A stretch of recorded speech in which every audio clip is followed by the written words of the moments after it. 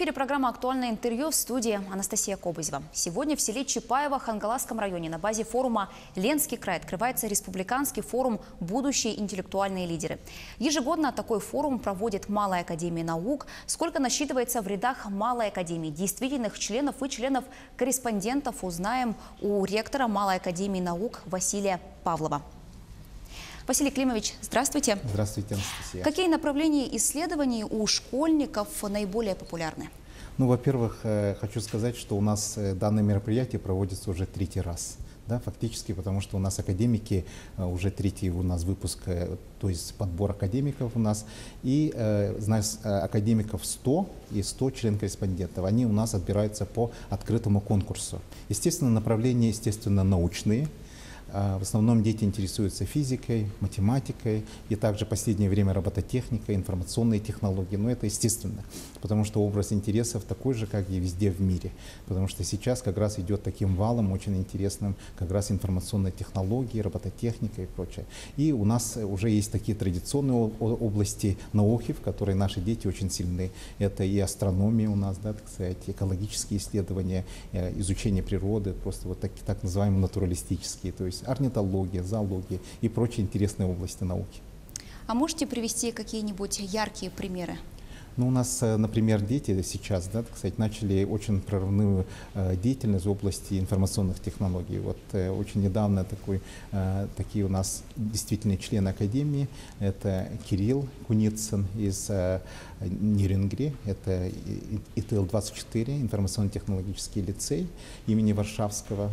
Они, значит, вместе со своим другом изобрели очень интересный метод защиты информации, да, и при использовании Wi-Fi технологий. То есть и оно было уже показано в международных научных выставках в Тайване, Сингапуре, получило очень большой отклик. Было как раз сказано, что это очень интересное новое направление.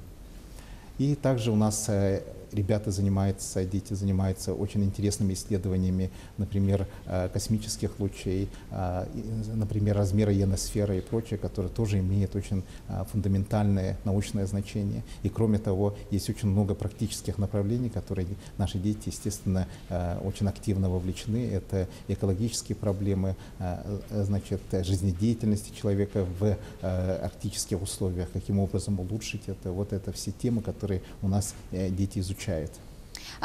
Интересно вот процесс. Кто наставляет школьника выбрать то или иное направление, да. Вот чем ему интересно будет заниматься? Самое важное, да, кстати, как мы считаем, целеполагание, оно должно идти от самого школьника, от самого участника вот этого процесса. Потому что если человеку дают какую-то тему, то это уже не его тема получается. И поэтому, естественно, когда возникает интерес, вот самый важный момент, который мы должны как раз способствовать именно возникновению данного интереса. Поэтому обычно дети сами очень много читают, везде изучают много, смотрят YouTube и прочее, читают научную литературу, и после этого они приходят к своим идеям. И, естественно, есть уже традиционно какие-то области, где есть ученые-консультанты, так называемые менторы, которые помогают нашим детям в их выбранной, например, теме. Но вернемся к форуму «Будущие интеллектуальные лидеры». Ежегодно он собирает со всего региона порядка 100 участников. И участникам предлагаются для разрешения разные кейсы. Я смотрела направления, есть, вот, например, нейропротезирование, проект ВОЛЕ. Немногие взрослые знают и понимают, что это такое, а разве дети с такими заданиями справляются? Абсолютно справляются, потому что на самом-то деле для них это очень несложно. Потому что сейчас дети исключительно более информированы, чем раньше. Их нельзя называть просто детьми, потому что это юные исследователи. Вундеркинды. Да, ну и вундеркинды тоже можно тоже так назвать, потому что это действительно удивительные юные исследователи, которые имеют очень большой горизонт познания и стремятся найти что-то новое. В данном случае у нас не только кейсы будут, но и будут очень интересные так называемые skills acquiring sessions. Да, это по-английски, мы так называемый, да, потому что мы приглашаем очень известных экспертов, чтобы они помогли им в развитии их коммуникационных способностей. Например, у нас будут работать такие сессии, да, где очень известные театральные деятели, да, расскажут им, каким образом подавать себя, как вести, как разговаривать и прочее. Кроме того, у нас будут приглашены, как раз будут принимать в этом участие учителя года из России. Например, из физико-технического, значит, знаменитого лицея Санкт-Петербурга, известный ученый, который будет, и педагог, который с ребятами будет работать вместе, да, решая определенные кейсы, и другие очень известные народные учителя, известные учителя года, они будут свои очень интересные темы с детьми, с нашими участниками обсуждать и исследовать. Ну, действительно, очень насыщенная программа. А есть ли опасность потерять интерес к науке, и как вы поддерживаете интерес к науке среди молодежи, среди школьников? Ну, если у человека есть интерес, то он его не потеряет, потому что эта задача, как говорится, действительно удивляет, когда люди спрашивают такой вопрос: как можно потерять интерес? Если вы по-настоящему увлечены, то такого не может быть вообще, потому что действительно, когда вот люди говорят, каким образом это все поддержать, на самом-то деле вы не должны мешать нашим юным исследователям заниматься тем, чем они занимаются, и тогда этот интерес будет еще дальше развиваться и принесет очень интересные плоды. Ежегодно поступает свыше 400 заявок на включение в ряды Малой академии наук. А как можно стать членом Малой академии или членом-корреспондентом? Да, как я уже говорил, это открытый конкурс. Он проводится у нас очень обычным способом, значит, через наш сайт. Объявление выставляется в определенное время, это начиная в октябре-ноябре месяце, и весь этот, значит, сбор данных заявлений проводится в ноябре-декабре. Оно проводится через открытый портал, значит, якутский образовательный, через систему Moodle. Это все в электронном виде. Ребята загружают, те, которые, значит, участники данного конкурса, загружают свое портфолио. Это все фиксируется в электронном виде. Каждое портфолио имеет свое значение, баллы и прочее. Потом все это суммируется в электронном виде, опять же, да. И ученый совет, специальная комиссия, значит, из Академии наук, из известных общественных деятелей, значит, встречается вместе и подтверждает их, значит, ну, победителей данного конкурса. И они становятся у нас академиками и член-корреспондентами. 100 лучших становятся как раз академиками. Вот у них есть такая, значит, такое удостоверение, и получают золотую такую, ну, у нас называется золотая, да, так сказать, это как раз маленький такой значок действительного члена академии. Вы уже сказали, что не нужно мешать заниматься молодым исследователям наукой. А какова роль родителей в воспитании будущего ученого? Роль родителей невероятно важна. Потому что вот ребенок на самом-то деле рождается уже исследователем. Он маленький, ему, например, 1,5 года. Да? Кстати, как вы можете заметить, если выявить, у вас есть дети, самое да, главное. Да, да, самое главное не то, что выявить, а помогать этому ребенку.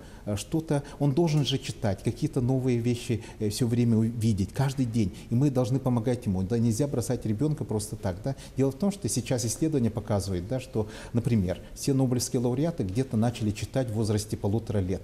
Да? А как это происходит? Интересный Потому что факт. Родители вместе с ними читали какие-то очень интересные книги. Например, был такой известный нобелевский лауреат Ричард Фейман, который столетие в этом году мировая общественность научная уже отпраздновала. И Ричард Фейман, он был удивительным человеком, да, гением, скажем так. Но что было самое интересное? Он 1,5 года уже начал читать. Да? А знаете что? Его родители вместе читали, громкую читку проводили и читали энциклопедию, научные как раз статьи, и он это все запоминал. Потому что у детей удивительная способность запоминать очень много.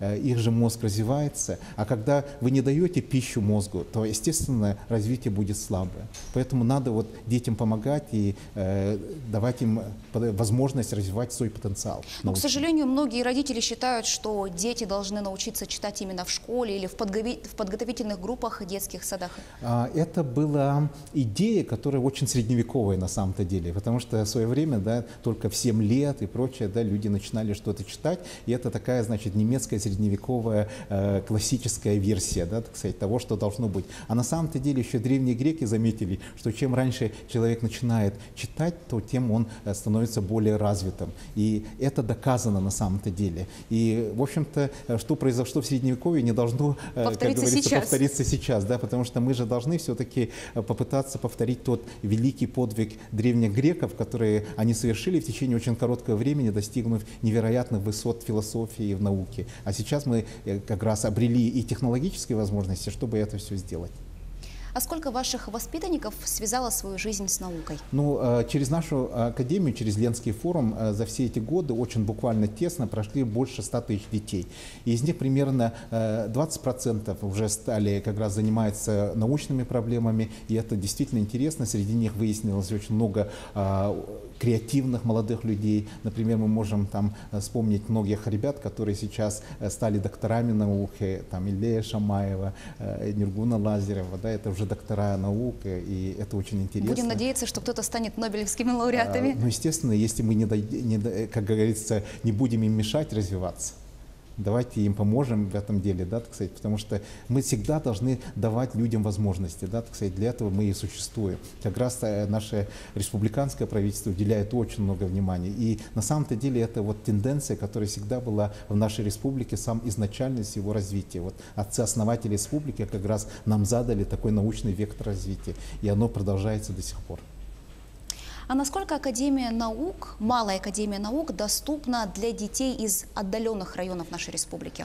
Да, этот вопрос очень важный, потому что вот когда, значит, сам форум Ленский край, Академия, позже названная Академия, Малая Академия наук, была основана Михаилом Ефимовичем Николаевым, нашим первым президентом, он как раз задал такую задачу, да, чтобы мы смогли как раз дойти до всех детей, которые в нашей республике. И мы очень активно работаем и с Уснеру, с Усьмай, да, так сказать, со всеми арктическими регионами, да, так сказать, даже, значит, ну, Средняя Колыма и прочее, везде проводим фестивали, научные экспедиции летом. То есть там дети на самом-то деле очень активно вовлечены в научную, реальную, практическую деятельность. И среди них есть очень такие звезды, которые сейчас нам, например, Балакирев, да, который изучает там мхов везде, да, так сказать, известный уже исследователь по всей России, например, молодой человек. Он в 11 классе сейчас. Это что-то феноменальное.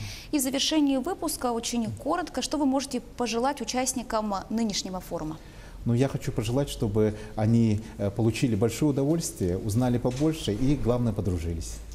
Василий Кимович, огромное спасибо за интересную беседу, за то, что нашли время и пришли к нам в студию. Спасибо большое.